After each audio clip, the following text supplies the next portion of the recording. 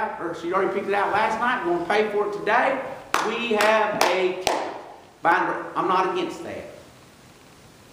But is my mind on having a cat? Or is my mind on heavenly things?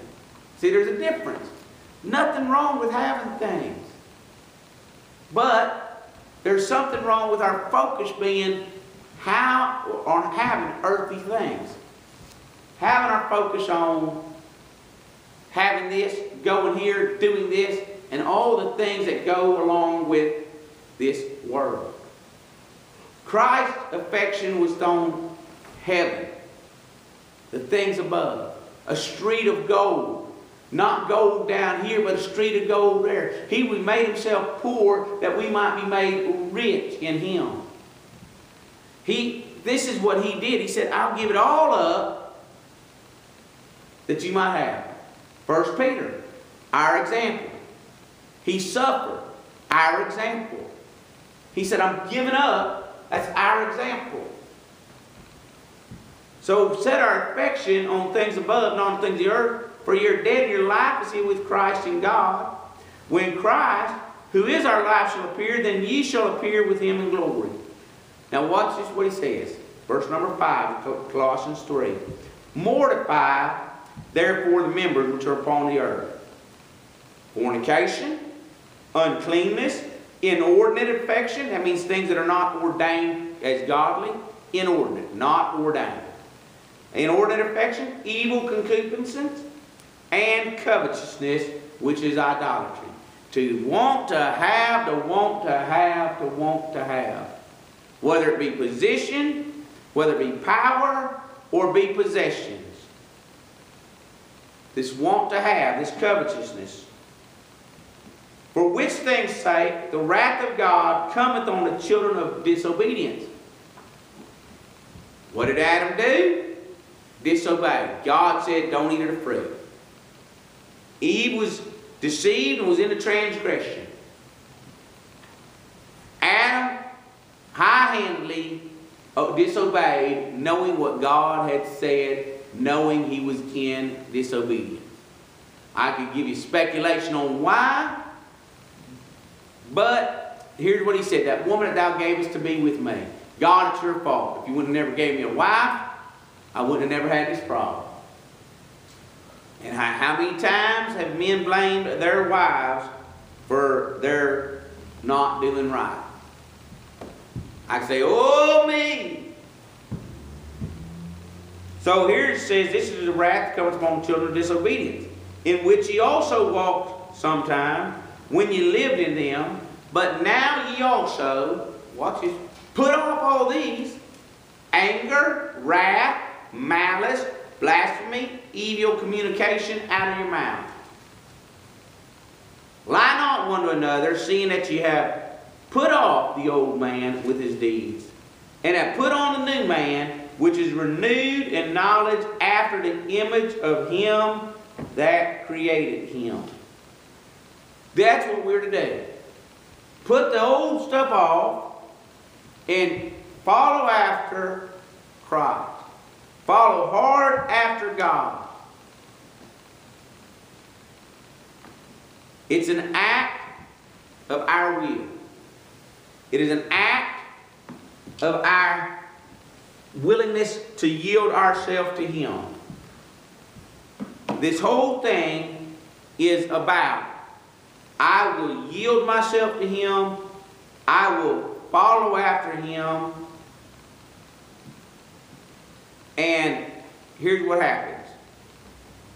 He brings us to where we will. That's what God does. He worketh in us both to will. So we have a will. And so as we yield our will to God, as those that are alive and dead, then what happens? He works in us both to will and to do. Then we yield our members as instruments of righteousness unto God. This is what God's desire for us is. This is how we are supposed to do this. The reason many do not live the Christian life. Well, I'll tell you this, the reason anybody does not live the Christian life is they will not live the Christian life. If it's my will to do His will, and not my will be done but thine, then here's what happens. I yield myself to Him as those that are alive from the dead. I yield my members unto Him, and God works in me, conforming me to the image of Christ. And as I find myself slipping over here, I say, Dear God, I will. Would you do it? And let Him work in us. Then I say, well, I'm doing pretty good. And that pride comes up. Then I find myself messing up. Then I have to say, Dear God, I will. Please, you work. And God keeps working in us. And we find that the same things that we may have battled with about 2 million times in our life, we find we're less and less battling with them. And I'm not talking about things that may not be as much of a desire because of age. I'm talking about things that are ingrained. Do you notice the things he mentioned? He mentioned malice, wrath. He mentioned things that you and I might have troubles with, covetousness. I mean, when God mentioned these things, He didn't just say, He said anger, wrath, malice, blasphemy, filthy communication out of your mouth. I mean, He tells us get rid of covetousness. Inordinate affection. Your inordinate affection might not be what it used to be, but an inordinate affection is still things that we want and have affections toward that are not what God would have for us. For us to love things in such a way that it becomes more important than God. When a job title becomes more important than God, it's an inordinate affection. When your wife or your husband becomes more important than God, and it's an inordinate affection. When anything, that's what Adam did, in my opinion. He thought his wife was doing what his wife wanted, keeping peace in the home, was more important than living for God. And you know what he did? He disobeyed God, and from that point on, there was no peace in the home. You say, why? Because you cannot live two contrary natures. It causes conflict. There's a warring in our members. Just like if one wants to live for God and the other one doesn't, there's a warring in the home. If one wants to do one thing and another doesn't, it's a conflict. God's desire is we yield and follow after Christ. He is our example.